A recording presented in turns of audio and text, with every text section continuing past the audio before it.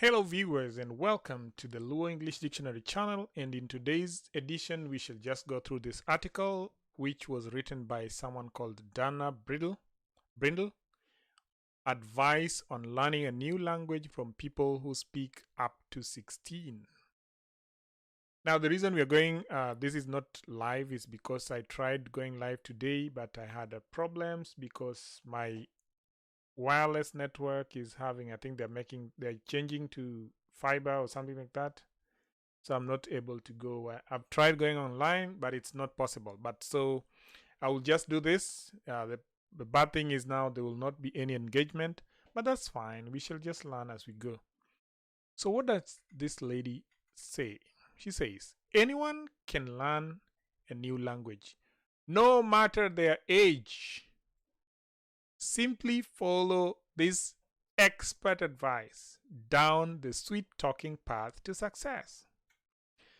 So being fluent in a language other than your own is a skill in a league of its own. But what if you could speak 6, 10, or even 15 languages? It's not impossible.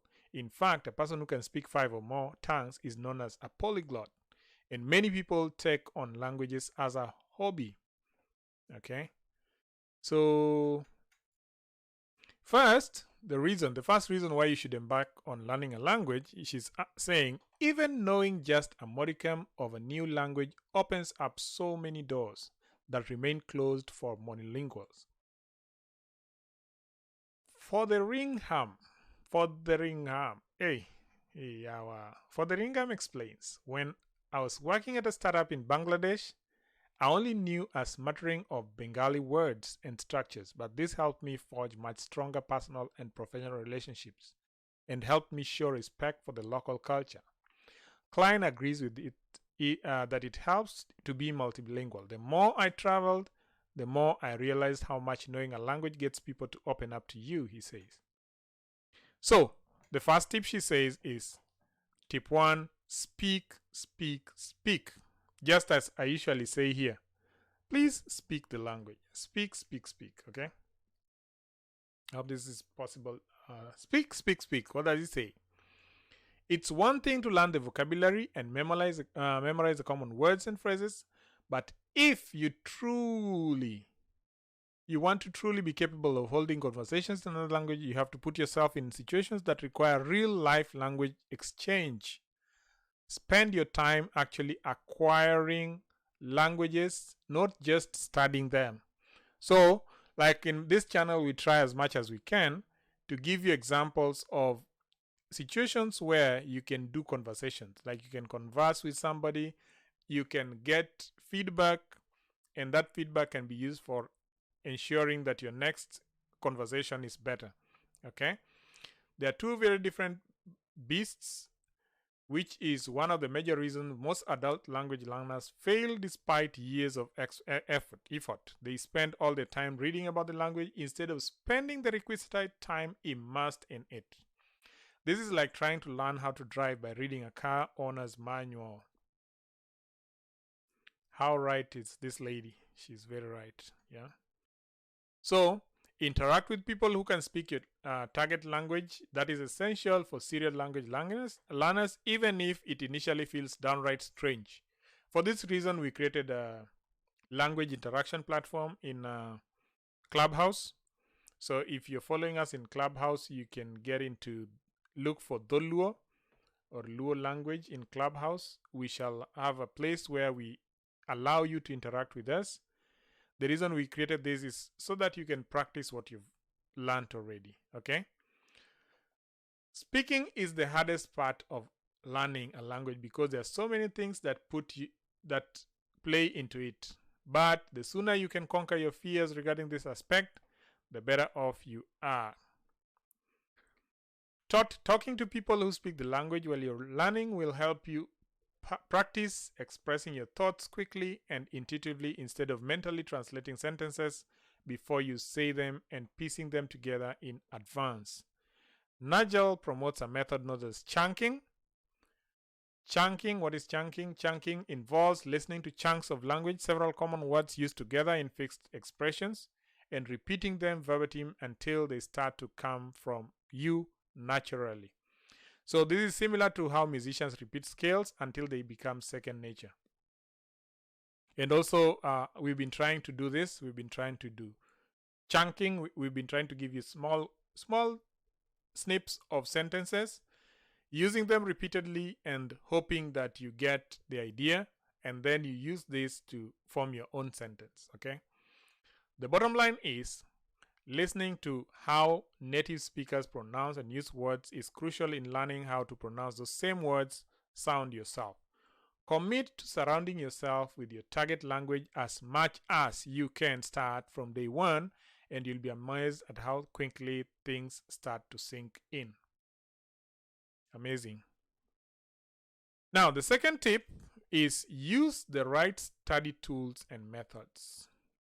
Still, this doesn't mean that if you want to learn German, you need to move to Deutschland. Access to Wi-Fi unlocks a myriad of online resources which allow you to interact with native speakers face-to-face, such as Zoom, FaceTime, Skype. And now we have Clubhouse, we have Twitter Spaces, we have WhatsApp, we have WhatsApp groups, we have WhatsApp audio. The internet is also a host of a number of helpful translation apps and websites and textbooks to choose from to compile a hearty at-home learning toolkit. You could even consider hiring a language coach or tutor.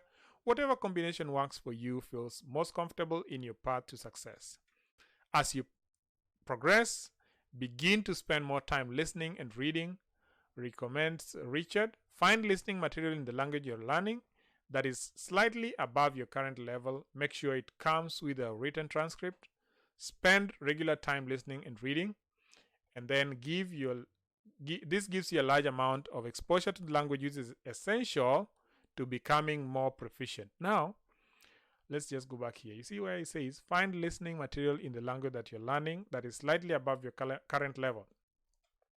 That's what I've been struggling to do. What I've been trying to do is I've been trying to produce material that is random and mixed up so that someone who's been looking for material to read, they can see what we already have, they can practice, they can listen, and now they can meet strange words, they can meet familiar words. So I've been trying to mix them up, but I'll still be doing more of that. I'll be doing a lot of mixing of the words so that you can be able to just learn by yourself. Okay.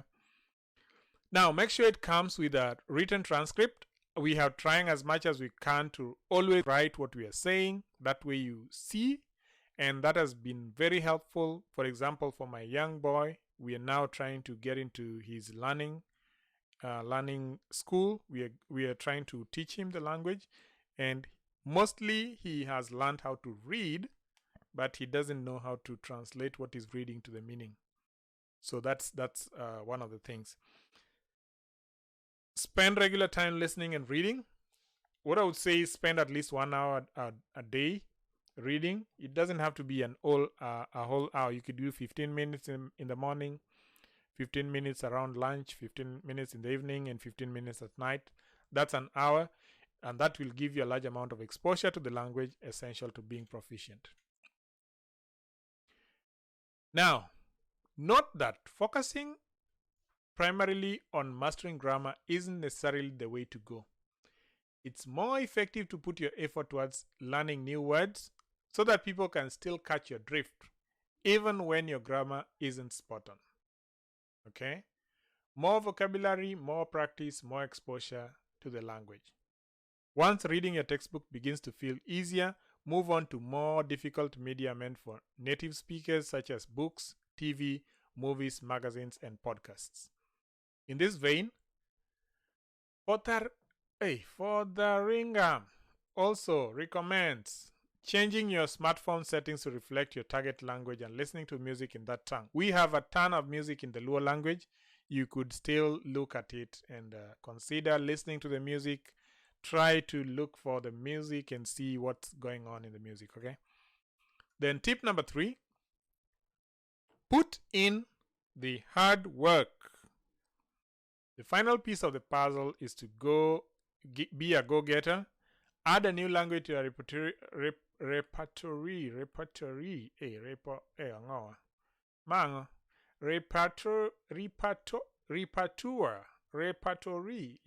Kisungu of skills takes passion, motivation, and some serious dedication. It requires consistency, a daily dose of consistency, daily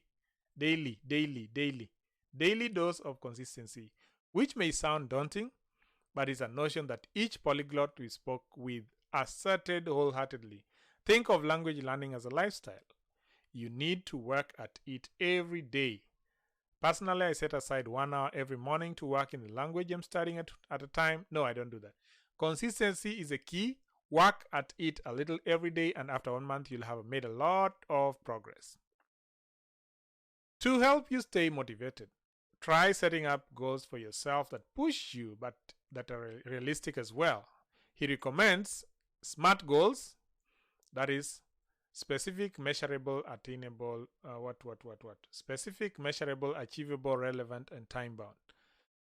So then how long does it take to master Luo is determined by a variety of factors such as how efficiently you study, how close the language is to your native language, how dedicated you are, what else has your attention, if you have learned the language before, which resources you using, and how you define fluency. For some, fluency is being able to order coffee, but for others, it's being able to discuss economic policies. By learning a new language, you're embracing on a constant evolution of learning. So buckle up, be patient, and be sure to enjoy the ride. Finding fun in the process will aid your success by leaps and bounds. Good. And then she gives some learning tools here. The easiest language for English speakers to learn and all that. So you can go look at this article, and you can also look at some articles that gives you ideas on how to learn the languages. And I hope that you get some fun. We just encouraging you that you're in the right track, and we hope to see you soon. When our internet comes back, we shall go live and we shall talk about all this. I'm planning to bring in some speakers just to encourage us, but also we are planning on, remember I told you guys we are planning on getting the softwares for developing content for the children. So that is one of the things that we want to do, and we are seriously considering it, and we hope that we'll be able to afford the softwares. Otherwise, I'll see you next time, and God willing, we'll be learning some more. Oriti, goodbye.